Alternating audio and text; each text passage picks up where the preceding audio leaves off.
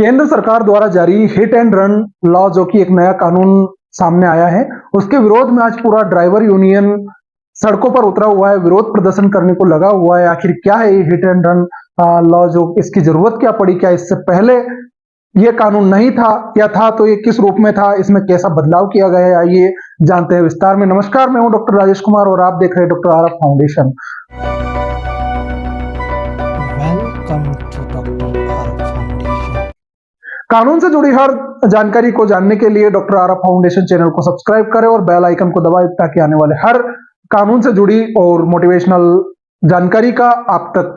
सबसे पहले प्रसारण हो सके, जानकारी आप तक सबसे पहले पहुंच सके। शुरू करते हैं आज की क्लास। देखिए, हिट एंड रन लॉ जो आया है, ये अभी केंद्र सरकार द्वारा जारी एक जो भारतीय न्याय संहिता 2023 की धारा 114, उसमें प्रावधान किया गया है ड्राइवरों के लिए। धारा 114 क्या कहती है, इससे पहले हम बात करते हैं इससे पहले कौन सा कानून था, तो उस कानून में क्यों बदलाव किया गया और कौन से बदलाव किए गए हैं। जब हम इससे पहले के कानून की बात करते हैं तो हमारे भारतीय दंड संहिता यानी कि इंडियन पेनल कोड में जो प्रावधान था वो सबसे पहले आती है धारा 279। धारा 279 कहती है कि अगर कोई भी व्यक्ति उतावलेपन या फिर तेजी से वाहन चलाता है जिससे कि लोगों का जीवन संकट में होता है या फिर उनको खतरा होता है, इस प्रकार से तेज गति से यदि वाहन चलाते हैं तो उनके ऊपर धारा 279 आईपीसी की धारा 279 के तहत उन पर 1000 रुपए का जुर्माना और 6 माह तक की सजा उनको हो सकती है। इसका प्रावधान धारा 279 कहती है। एक और धारा आती है आईपीसी की, धारा 304 का भाग ए। धारा 304 के भाग ए में कहते हैं कि यदि कोई व्यक्ति जो लापरवाही से तेज गति में वाहन चलाता है, लापरवाही से वाहन चलाता है और किसी की मृत्यु कर देता है, तो वहां पर उसको कम से कम 2 साल की सजा और जुर्माना दोनों का प्रावधान उसमें था। खैर, इसमें मृत्यु के बाद भी 2 साल की सजा क्यों? क्योंकि उसका गैर इरादतन हत्या है, उसका कोई हत्या करने का कोई इरादा नहीं था, एक्सीडेंटली हत्या हो गई है, इसलिए उसको कम सजा का प्रावधान था और कम जुर्माने का प्रावधान था कि उसने कोई जानबूझकर या सोची समझी साजिश के अनुसार उसने हत्या नहीं की है, लेकिन हत्या की है तो इसलिए उसको 2 साल तक की सजा और उसको जुर्माना दोनों भरना पड़ता है। एक और धारा आती है आईपीसी की धारा 338। आईपीसी की धारा 338 कहती है कि जब कोई व्यक्ति लापरवाही से और तेज गति से वाहन चलाता है और किसी व्यक्ति को घायल कर देता है, उसकी मृत्यु नहीं होती है लेकिन, और यदि वो घायल हो जाता है तो उसको 2 वर्ष तक की सजा और जुर्माना दोनों का प्रावधान आईपीसी की धारा 338 के तहत उसको किया गया था। इसी के बीच इसी में मोटर वाहन अधिनियम 1988 भी अपना कार्य कर रहा था। मोटर वाहन अधिनियम 1988 क्या कहता है? मोटर वाहन अधिनियम 1988 की धारा 134 का ए के अनुसार जब कोई व्यक्ति लापरवाही से वाहन चलाता है और उसके हाथों से किसी की दुर्घटना हो जाती है तो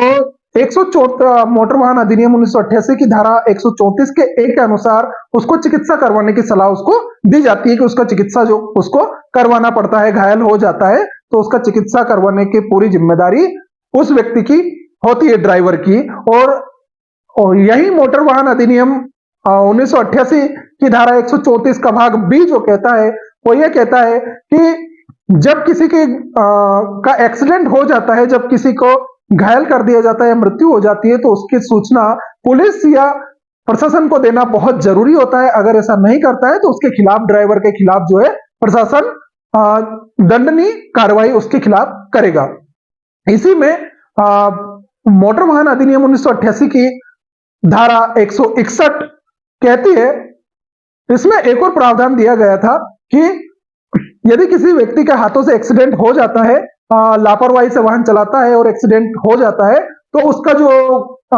अगर मृत्यु हो जाती है तो उसको 25,000 रुपए तक का उसको मुआवजा उसको देना पड़ता था, और अगर घायल हो गया है तो 12,500 रुपए का उसको मुआवजा उस व्यक्ति को के घर वालों को देना पड़ता था, उस व्यक्ति को देना पड़ता था। लेकिन आज के जो नियम बना हुआ है, जो भारतीय दंड संहिता के साथ एक और जो नई पद्धति आई है, जो नया कानून आया है, भारतीय न्याय संहिता 2023 जो बना है, भारतीय न्याय संहिता 2023 की धारा 114 का भाग 1 कहता है कि यदि कोई व्यक्ति जो अब बना हुआ है, जिसका विरोध जो चल रहा है, वो ये कह रहा है हिट एंड रन